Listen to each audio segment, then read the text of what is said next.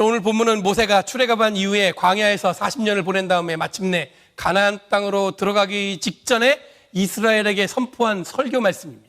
우선 오늘 읽은 본문에 보면은 모세가 이스라엘을 향해서 뭐라고 얘기하냐면 너희들의 하나님이라고 얘기해요. 그럼 마치 자기와 상관없다는 듯이 하나님을 너희들의 하나님이라고 표현해 잠시 이 머물 수밖에 없게 합니다. 너희들의 하나님이라고 부른 이유는 이제 더 이상 중재자 모세로부터 하나님을 만나는 것이 아니라 앞으로 새로운 삶을 살아내는 모든 이스라엘의 하나님이라는 이 간절함이 녹아져 있는 거예요. 그러니까 나와 상관없다 그게 아니라 이제는 뭐예요? 너무 자기 위치가 강력했어요. 중재자로서. 이제 뭐예요? 너희들의 하나님이라는 거예요. 모세는 자신의 부재가 결코 이스라엘에게 불안함을 주는 것을 바라지 않았던 것 같습니다. 그러면서 한 가지 더 중요하게 당부한 것이 있습니다. 그게 뭐냐면 기억하라는 문장이 담겨 있어요. 오늘 읽은 성경에 우리는 새번역 성경에는 뭐라고 번역했냐면 잊지 않도록 하십시오라고 번역을 했어요. 애굽에서 종살이 했을 때 하나님이 그것을 구원하신 것을 기억하라는 거예요. 두 가지가 담겨져 있어요. 두 가지를 기억하는 거예요. 첫 번째, 종살이 했을 때. 뭐예요? 가장 어렵고 고난스럽고 고통스러울 때 기억하라는 거예요. 근데 그 어렵고 고난스러울 때 누가 구원하신 거예요? 하나님이 우리를 구원하셨던 걸 기억하라는 거예요. 앞으로 살아갈 땅은 정말로 이 가나안 땅은 좋고 훌륭한 땅이라고 얘기하고 있습니다. 그런 곳에 살면서 반드시 잊지 말아야 할 건 뭐냐면, 여러분 누가복음 17장 11절 19절 말씀에 보면 오늘 읽지 않았지만 10명의 나병 환자가 등장합니다.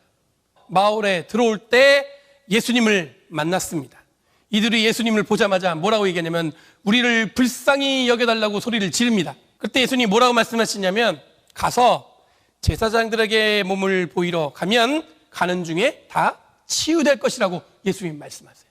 그럼 여기서 이야기가 마무리되는 게 아니라 이 10명의 치유받은 나병 환자 중에 사마리아인 한 사람만 예수님을 찾아와서 그 발 앞에 엎드려서 하나님께 영광을 돌렸다고 얘기하고 있어요.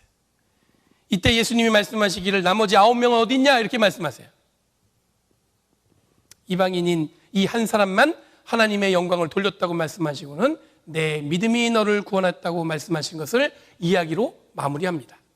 그럼 10명이 똑같이 은혜를 받았는데 감사함으로 하나님께 영광을 돌린 사람은 한 사람, 그것도 사마리아인 한 명뿐이었다는 얘기예요. 우리들이 한 번도 경험해보지 못한 이 팬데믹이라는 이 거대한 사건들이 우리들에게 혹은 개인적인 것들이 모두 다 빨려 들어가 흔적조차 느낄 수 없게 만든 이 현실에 이 막막함이 다가오는 이유는 이 아무리 설명해도 설명되지 않는 이 상황을 그냥 빨리 이 시간이 지나가기만을 이 바라보만 보고 있는 것 같습니다. 이런 시간에 마주한 추수감사절은 이런 의미에서 앞서 말씀드린 대로 우리가 정말로 감사할 수 있을까라는 질문을 남기게 됩니다. 저는 여러분들에게 이런 상황에서 억지로 감사할 것을 찾으라고 말씀드리는 게 아니에요. 그리고 감사하다는 것이 온전한 그리스도인의 삶의 자세니까 그렇게 살아야 된다고 권면드리고 싶은 게 아닙니다. 제가 드리고 싶은 말씀은 그냥 지금 우리들의 삶을 기억해 달라고 부탁드리는 거예요. 작지만 여러분들 나를 위해서 작은 희생을 해주신 이 교우가 생각난다면 그분의 삶을 기억해 주시고, 또 오래전이지만 지금 생각해 보니까 아유 그때 참 고마웠는데 그런 분들이 생각난다면 오랜만에 이 손편지로 그 고마움을 표현할 수 있으면 좋겠다고 말씀드리는 것입니다. 혹은 갑작스러운 고난에 감사는커녕 삶이 좌절스러운 분들께는 그래도 여러분들을 기억하고 기도하고 여러분들 함께 마음을 나누는 믿음의 동료들의 이 작은 말 한마디에 대한 고마움을 표현할 수 있는 시간을 갖고 예상치 못한 많은 이런 시간들을 함께 보내는 가운데 이 자녀들이 여러분들 그동안 이 분주함으로 미뤄왔던 아이들에게 지금까지 내 삶을 잘 살아줘서 고맙다, 그런 이야기를 건넬 수 있는 시간을 만들어 보라고 부탁드리는 것입니다.